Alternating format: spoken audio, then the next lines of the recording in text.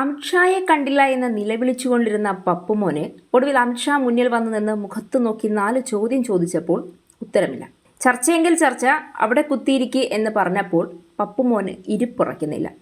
പപ്പുവിനിപ്പോൾ ചർച്ചയും വേണ്ട, പരിഹാരവും വേണ്ട, അമിത്ഷാ സഭയിൽ വരികയും വേണ്ട. പിന്നെ എന്താണ് പപ്പുമോന് വേണ്ടത്? അല്ല, ഇത്രയും ദിവസം ഒരു പ്രതിപക്ഷ നേതാവെന്ന നിലയിൽ കളിച്ച നാടകമൊക്കെ അതിഗംഭീരമായിരുന്നു.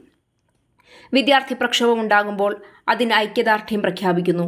പ്രധാനമന്ത്രിയുടെ വസതിക്ക് മുന്നിൽ വരെ പോയി മിന്നൽ ഉപരോധം നടത്തുന്നു. അറസ്റ്റ് വരിക്കുന്നു. പാർലമെന്റിന്റെ 2 സഭകളും സ്തംഭിപ്പിച്ചുകൊണ്ട് വലിയ വാക്കേറ്റം ഉണ്ടാക്കുന്നു. ആഭ്യന്തരമന്ത്രി സഭയിൽ വരുന്നില്ല എന്നും ഒളിച്ചിരിക്കുന്നു മോദിയെന്നും ഒളിച്ചോടിപ്പോയി മോദിയെന്നുമൊക്കെ പറഞ്ഞു പരത്തുന്നു. ചർച്ചയ്ക്ക് വായോ എന്ന് നിലവിളിക്കുന്നു. ഒടുവിൽ ചർച്ചയ്ക്ക് വന്ന സാക്ഷാൽ അമിത്ഷാ മുന്നിൽ നിൽക്കാൻ തയ്യാറാണ് എന്ന് പറഞ്ഞപ്പോൾ രാഹുൽ ഗാന്ധിക്ക് ചർച്ച വേണ്ട. പണ്ടൊരു സിനിമാ ഡയലോഗിൽ പറഞ്ഞ പോലെ, അതെന്താ നിനക്കിപ്പോൾ വേണ്ടാത്തേ എന്നാണ് ശരിക്കും മുഖത്ത് നോക്കി ചോദിക്കേണ്ടത്. അപ്പോൾ എന്താണ് രാഹുൽ ഗാന്ധി ഇത്രയും ദിവസം വിചാരിച്ചത്? ഇങ്ങനെ പ്രതിപക്ഷ ബഹളമുണ്ടാക്കി, ഇന്ത്യയിൽ ഭരണസ്തംഭനമുണ്ടാക്കി, ആഭ്യന്തരമന്ത്രിയെയും പ്രധാനമന്ത്രിയെയും സഭയിൽ നിന്ന് മാറ്റി നിർത്തി അധികാരം പിടിച്ചെടുക്കാമെന്നു. ഈ കാണിച്ചു കൂട്ടുന്ന നാടകങ്ങൾ കണ്ട് അമിത്ഷായും നരേന്ദ്രമോദിയും പേടിച്ച് വിറച്ച് മാളത്തിൽ ഒളിച്ചിരിക്കുമെന്നും. വെടിക്കെട്ടുകാരനെയാണോ പപ്പുമോനെ ഹുടുക്ക് കൊട്ടി പേടിപ്പിക്കുന്നത്? അമിത്ഷാ എവിടെ? അമിത്ഷാ സഭയിൽ വരണം. ആഭ്യന്തരമന്ത്രി ഒളിച്ചോടുന്നു. മോദി മാളത്തിൽ ഒളിച്ചിരിക്കുന്നു. ചർച്ചയ്ക്ക് വരൂ എന്നിങ്ങനെ പാർലമെന്റിന്റെ ഇടനാഴികളിലും പുറത്ത് മുദ്രാവാക്യങ്ങളുടെ ഡെസിബൽ കൂട്ടിയിരുന്ന രാഷ്ട്രീയ രംഗത്ത് ഒടുവിലൊരു ട്വിസ്റ്റ്. ശരി, ചർച്ച നടത്താം, ഞാൻ തന്നെ വരാം. ചോദ്യങ്ങൾ ചോദിക്കൂ, മറുപടി പറയാം എന്ന് അമിത്ഷാ പറഞ്ഞതോടെ ഇത്രയും ദിവസം ചർച്ചയ്ക്കായി മൈക്ക് അന്വേഷിച്ചിരുന്നവർക്ക് പെട്ടെന്ന് മൈക്ക് തന്നെ കാണാതായ അവസ്ഥ. ചർച്ചയ്ക്ക് വിളിച്ചപ്പോൾ പപ്പുമോൻ എന്തുപറ്റി? ബഹളത്തിൻ്റെ ബാറ്ററി തീർന്നു. ഇതാണല്ലോ രാഷ്ട്രീയത്തിലെ ഏറ്റവും വലിയ കോമഡി. ഇതുവരെ പ്രശ്നം അമിത്ഷാ സഭയിൽ വരുന്നില്ല എന്നായിരുന്നു. ഇപ്പോൾ അമിത്ഷാ വരാൻ തയ്യാറാണ്. പ്രശ്നം തീർന്നോ? ഇല്ല. ഇനി പ്രശ്നം ചർച്ച എങ്ങനെ വേണം എന്നതാണത്രേ. അപ്പോൾ സ്വാഭാവികമായും പൊതുജനത്തിനൊരു സംശയം തോന്നും. അല്ല, നിങ്ങൾക്ക് ശരിക്കും വേണ്ടതെന്താണ്? പാർലമെന്റിൽ ചർച്ച വേണമെന്നാവശ്യപ്പെട്ട് ബഹളം, ചർച്ച അനുവദിക്കണമെന്നാവശ്യപ്പെട്ട് പ്രതിഷേധം, സർക്കാർ മറുപടി പറയണമെന്നാവശ്യപ്പെട്ട് മുദ്രാവാക്യം. ഒടുവിൽ സർക്കാർ തന്നെ വരൂ ചർച്ച ചെയ്യാമെന്ന് പറഞ്ഞപ്പോൾ മറുപടി, അത് വേണ്ട, അത് ലെക്ചറാകും. വിദ്യാർത്ഥി പ്രതിഷേധം രാഷ്ട്രീയ ആയുധമാക്കാം. സർക്കാരിനെ ചോദ്യം ചെയ്യാം. ആഭ്യന്തരമന്ത്രിയോട് കണക്ക് ചോദിക്കാം. അതെല്ലാം ജനാധിപത്യത്തിൽ അവകാശമാണ്. പക്ഷേ ചോദ്യം ചോദിച്ചാൽ മറുപടി കേൾക്കാനുള്ള ധൈര്യവും ചങ്കൂറ്റവും കൂടി വേണം. അല്ലെങ്കിൽ അത് ചർച്ചയല്ല, നാടകം തന്നെയാണ്. അമിത്ഷാ തന്നെ മറുപടി പറയാൻ തയ്യാറാണെന്ന് വ്യക്തമാക്കിയിരിക്കുന്ന സാഹചര്യത്തിൽ പ്രതിപക്ഷത്തിന്റെ അടുത്ത നീക്കം എന്താകുമെന്നാണ് ഇപ്പോഴത്തെ കൗതുകം. വീണ്ടും മുദ്രാവാക്യമോ? വീണ്ടും വാക്കൗട്ടോ? വീണ്ടും സഭ സ്തംഭിപ്പിക്കലോ? അങ്ങനെയാണെങ്കിൽ ഒരു കാര്യം മാത്രം പറയാം. ഇത്രയും ദിവസം നടന്നത് ചർച്ചയ്ക്കുള്ള പോരാട്ടമായിരുന്നോ, അതോ ചർച്ച ഒഴിവാക്കാനുള്ള റിഹേഴ്സലായിരുന്നു? ബഹളമുയർത്തിയവർക്ക് മുന്നിൽ മറുപടി പറയാൻ തയ്യാറായി ഒരാൾ നിൽക്കുന്നു. പക്ഷേ ചോദ്യം ചോദിച്ചവരുടെ കയ്യിലാണ് ഇപ്പോൾ മൈക്ക് വിറയ്ക്കുന്നത്. ഇന്ത്യൻ പാർലമെന്റിലെ രാഷ്ട്രീയ പോരാട്ടത്തിന് പലപ്പോഴും വാദത്തെക്കാൾ ശബ്ദത്തിനാണ് പ്രാധാന്യം ലഭിക്കുന്നത്. എന്നാൽ ഇപ്പോഴത്തെ വിദ്യാർത്ഥി പ്രതിഷേധവുമായി ബന്ധപ്പെട്ട വിവാദത്തിൽ ഉയർന്നു വരുന്ന ഏറ്റവും വലിയ രാഷ്ട്രീയ ചോദ്യം ഇതാണ്. പ്രതിപക്ഷം ആവശ്യപ്പെട്ട ചർച്ചയ്ക്ക് സർക്കാർ തയ്യാറായപ്പോൾ ആ ചർച്ചയുടെ അടുത്ത ഘട്ടത്തിലേക്ക് പ്രതിപക്ഷം പോകാൻ തയ്യാറാണ്. കേന്ദ്ര പാർലമെന്ററി കാര്യമന്ത്രി കിരൺ റിജിജു പ്രതിപക്ഷം ചർച്ച ഒഴിവാക്കുകയാണെന്ന് ശക്തമായി ആരോപിക്കുന്നുണ്ട്. സർക്കാർ വിദ്യാർത്ഥി പ്രക്ഷോഭവുമായി ബന്ധപ്പെട്ട വിഷയത്തിൽ വിശദമായ ചർച്ചയ്ക്ക് തയ്യാറാണെന്നും ആഭ്യന്തരമന്ത്രി അമിത്ഷാ മറുപടി നൽകാൻ സന്നദ്ധനാണെന്നും 24 മണിക്കൂർ നീണ്ട ചർച്ചയ്ക്ക് തന്നെ തയ്യാറാണെന്നും ഭരണപക്ഷം വ്യക്തമാക്കിയിട്ടുണ്ട്. ഇവിടെയാണ് രാഷ്ട്രീയ പരിഹാസത്തിന് വഴിയൊരുങ്ങുന്നത്. കാരണം ഇത്രയും ദിവസം പ്രതിപക്ഷത്തിന്റെ പ്രധാന ആവശ്യം എന്തായിരുന്നു? സർക്കാർ മറുപടി പറയണം. ആഭ്യന്തരമന്ത്രി സഭയിലെത്തണം. വിദ്യാർത്ഥി പ്രതിഷേധവുമായി ബന്ധപ്പെട്ട ആരോപണങ്ങൾക്ക് വിശദീകരണം നൽകണം. സർക്കാർ ഉത്തരവാദിത്വം ഏറ്റെടുക്കണം. അങ്ങനെയെങ്കിൽ സർക്കാർ പറയുന്നത് ശരി, ചർച്ച ചെയ്യാം എന്നായിരിക്കുമ്പോൾ അടുത്ത പടി ന്യായമായും എന്തായിരിക്കണം? സാധാരണ ജനാധിപത്യത്തിന്റെ ഭാഷയിൽ ഉത്തരം വളരെ ലളിതമാണ്. ചർച്ചയ്ക്കിരിക്കുക. റിപ്പോർട്ടുകൾ പ്രകാരം അമിത്ഷാ പാർലമെന്റിൽ ചർച്ചയ്ക്ക് തയ്യാറാണെന്ന് വ്യക്തമാക്കി കഴിഞ്ഞു. എന്നാൽ രാഹുൽ ഗാന്ധി അമിത്ഷായുടെ ലെക്ചർ കേൾക്കാൻ താല്പര്യമില്ല എന്ന നിലപാടിലാണ് ഇപ്പോൾ ഉറച്ചു നിൽക്കുന്നത്. ഇവിടെയാണ് പ്രതിപക്ഷത്തിന്റെ രാഷ്ട്രീയ തന്ത്രത്തെ ചോദ്യം ചെയ്യേണ്ടി വരുന്നത്. ഒരു സർക്കാരിനെതിരെ ആരോപണം ഉന്നയിക്കുന്നത് എളുപ്പമാണ്. മുദ്രാവാക്യം വിളിക്കുന്നതും എളുപ്പമാണ്. പ്രതിഷേധം സംഘടിപ്പിക്കുന്നതും എളുപ്പമാണ്. മാധ്യമങ്ങളുടെ മുന്നിൽ കടുത്ത പ്രസ്താവന നടത്തുന്നതും എളുപ്പമാണ്. എന്നാൽ പാർലമെന്റിന്റെ അകത്ത് കൃത്യമായ ചോദ്യങ്ങൾ ചോദിച്ച് അതിന് മറുപടി വാങ്ങുക എന്നതാണ് യഥാർത്ഥ പ്രതിപക്ഷ രാഷ്ട്രീയത്തിന്റെ പരീക്ഷണം.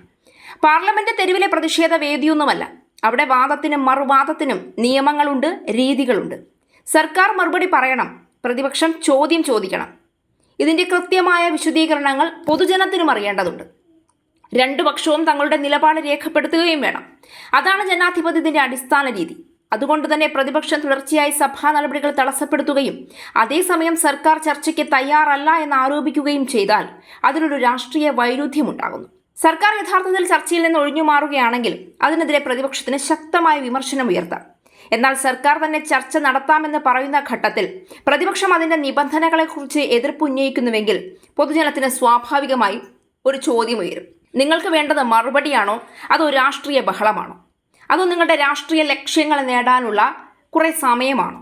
അതോ പൊതുജനത്തിനെ ഓരോ വാദങ്ങൾ ഉന്നയിച്ച് വീണ്ടും വിഡ്ഢികളാക്കുകയാണോ? ഇതാണ് ഇപ്പോഴത്തെ സംഭവ വികാസത്തിന്റെ രാഷ്ട്രീയ പ്രാധാന്യം. ഇവിടെ മറ്റൊരു രാഷ്ട്രീയ യാഥാർത്ഥ്യം കൂടിയുണ്ട്. പ്രതിപക്ഷം സർക്കാരിനെതിരെ നിരന്തരം ഭയപ്പെടുന്നു, ഒളിച്ചോടുന്നു, മറുപടി പറയുന്നില്ല എന്നൊക്കെ ആരോപിക്കുമ്പോൾ സർക്കാർ തന്നെ വരൂ ചർച്ച ചെയ്യാം എന്ന മറുപടി നൽകുന്നത് രാഷ്ട്രീയമായി ശ്രദ്ധേയമാണ്. അതിനുശേഷം പ്രതിപക്ഷം ചർച്ച ഒഴിവാക്കിയാൽ ആദ്യത്തെ ആരോപണത്തിന്റെ രാഷ്ട്രീയ ശക്തി സ്വാഭാവികമായി കുറയും. അമിത്ഷായുടെ ഇപ്പോഴത്തെ നിലപാട് അതുകൊണ്ടാണ് ഭരണപക്ഷത്തിന് രാഷ്ട്രീയ ആയുധമാകുന്നത്. ഞങ്ങൾ തയ്യാറാണ്, നിങ്ങൾ എന്തുകൊണ്ട് തയ്യാറല്ല എന്ന മറുചോദ്യം ഉയർത്താൻ ഭരണപക്ഷത്തിന് അവസരം ലഭിച്ചു കഴിഞ്ഞു. ഇത് രാഹുൽ ഗാന്ധിക്ക് രാഷ്ട്രീയമായി എളുപ്പമുള്ളൊരു സാഹചര്യമല്ല. കാരണം പ്രതിപക്ഷത്തിന്റെ ശക്തി സർക്കാർ മറുപടി പറയുന്നില്ല എന്ന വാദത്തിൽ മാത്രമായിരുന്നു. സർക്കാർ മറുപടി പറയാൻ തയ്യാറാണെന്ന് പ്രഖ്യാപിച്ചാൽ പ്രതിപക്ഷത്തിന് പുതിയ രാഷ്ട്രീയ ആയുധം ആവശ്യമായി വരും. ആ ആയുധം രാഹുൽ ഗാന്ധിയുടെ കയ്യിലില്ല എന്നുള്ളതാണ് വാസ്തവം. ഒരു ജനാധിപത്യ സംവിധാനത്തിൽ ചർച്ചയ്ക്ക് ചില നടപടിക്രമങ്ങളുണ്ട്. സർക്കാർ സ്വന്തം നിലപാട് വിശദീകരിക്കും, പ്രതിപക്ഷം ചോദ്യങ്ങൾ ചോദിക്കും, ആരോപണങ്ങൾക്ക് തെളിവുകൾ മുന്നോട്ട് വയ്ക്കും. സർക്കാരിന്റെ മറുപടിയിൽ തൃപ്തിയില്ല എങ്കിൽ അതിനെ വീണ്ടും ചോദ്യം ചെയ്യും. ജനങ്ങൾക്ക് മുഴുവൻ വാദവും കേൾക്കാൻ അവസരം ലഭിക്കും. അതിനു പകരം സഭ സ്തംഭിപ്പിച്ച് പുറത്തേക്ക് ഇറങ്ങുകയാണെങ്കിൽ ജനാധിപത്യത്തിന്റെ ഏറ്റവും പ്രധാനപ്പെട്ട വേദി തന്നെ രാഷ്ട്രീയ ചന്തയുടെ അല്ലെങ്കിൽ രാഷ്ട്രീയ പോരാട്ടത്തിന്റെ ഇരയാകും. സർക്കാരിനെ ചോദ്യം ചെയ്യുക പ്രതിപക്ഷത്തിന്റെ അവകാശമാണ്, അതിൽ യാതൊരു തർക്കവുമില്ല. വിദ്യാർത്ഥികൾക്കെതിരായ പോലീസ് നടപടിയെക്കുറിച്ചോ ഭരണകൂടത്തിന്റെ തീരുമാനങ്ങളെക്കുറിച്ചോ സംശയങ്ങളുണ്ടെങ്കിൽ അവ ഉയർത്തണം, ചോദ്യം ചെയ്യണം, കൃത്യമായ വിശദീകരണം ആവശ്യപ്പെടണം, അതിന് ശക്തമായ മറുപടി ആവശ്യപ്പെടണം. പക്ഷേ അതിനുള്ള ഏറ്റവും ശക്തമായ വേദി അത് പാർലമെന്റാണ്. അവിടെ ചർച്ചയ്ക്ക് അവസരം ലഭിച്ചാൽ അത് ഉപയോഗിക്കുകയാണ് പ്രതിപക്ഷത്തിന്റെ രാഷ്ട്രീയ ഉത്തരവാദിത്തം. ഇവിടെ രാഹുൽ ഗാന്ധിയുടെ കയ്യിൽ കൃത്യമായ തെളിവുകൾ ഉണ്ടെങ്കിൽ, ആയുധങ്ങൾ ഉണ്ടെങ്കിൽ, ചോദ്യങ്ങൾ ഉണ്ടെങ്കിൽ അത് അമിത്ഷായ്ക്ക് മുന്നിൽ കൃത്യമായി ഉന്നയിച്ച് മറുപടിയാണ് വാങ്ങേണ്ടത്. ആ മറുപടിയിൽ തൃപ്തിയില്ല എങ്കിൽ അതാണ് ലോകത്തോട് വിളിച്ചു പറയേണ്ടത്. അമിത്ഷാ മറുപടി പറയുന്നത് രഹസ്യമായല്ല, പരസ്യമായി സഭയിലാണ്. ആ ഉത്തരങ്ങളെ രാഹുൽ ഗാന്ധിക്ക് പൊതുമധ്യത്തിൽ ചോദ്യം ചെയ്യാം. അതിനുള്ള ചങ്കൂറ്റമില്ലെങ്കിൽ, തണ്ടുറപ്പില്ലെങ്കിൽ പിന്നെ എന്തിനാണ് രാഹുൽ ഗാന്ധി ഇക്കണ്ട നാടകമൊക്കെ കളിച്ചത്, കാട്ടിക്കൂട്ടിയത് എന്നാണ് ചോദിക്കാനുള്ളത്. അപ്പോൾ രാഹുൽ ഗാന്ധിയുടെ മറുചോദ്യം കൂടിയുണ്ട്. അപ്പോൾ CJP പ്രസ്ഥാനത്തിന് വലിയ പിന്തുണ പ്രഖ്യാപിച്ചുകൊണ്ട് ജന്തർ മന്ദറിൽ നടത്തിക്കൂട്ടിയതൊക്കെ രാഹുൽ ഗാന്ധിയുടെ വെറും നെറുകെട്ട ഉളുപ്പില്ലാത്ത നാടകമായിരുന്നില്ലേ? ഇപ്പോൾ ഈ രാഷ്ട്രീയ പോരാട്ടം ഒരു വിചിത്രമായ അവസ്ഥയിലെത്തി നിൽക്കുകയാണ്. ആദ്യം അമിത്ഷാ വരണമെന്ന ആവശ്യം, പിന്നെ അമിത്ഷാ വരുന്നു എന്ന യാഥാർത്ഥ്യം, ഒടുവിൽ അമിത്ഷാ സംസാരിക്കുന്നത് കേൾക്കാൻ താല്പര്യമില്ല എന്ന മറുപടി.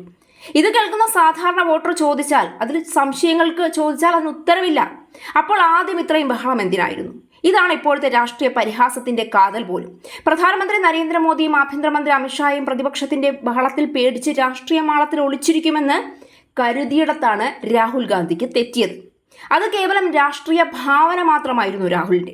പക്ഷേ അധികാരത്തിലിരിക്കുന്നവർക്ക് യഥാർത്ഥത്തിൽ മറുപടി പറയേണ്ടി വരുന്നത് തിരഞ്ഞെടുപ്പിലും പാർലമെന്റിലും ജനങ്ങൾക്ക് മുന്നിലും മാത്രമാണെന്ന് രാഹുൽ ഗാന്ധി മറന്നുപോയി. അതുകൊണ്ട് തന്നെ പ്രതിപക്ഷം ചോദ്യം ചോദിക്കട്ടെ, ശക്തമായി ചോദിക്കട്ടെ, തെളിവുകളോടെ ചോദിക്കട്ടെ, സർക്കാരിന്റെ ഓരോ തീരുമാനവും പരിശോധിക്കട്ടെ. എന്നാൽ മറുപടി പറയാൻ സർക്കാർ മുന്നിലെത്തുമ്പോൾ അത് കേൾക്കണം.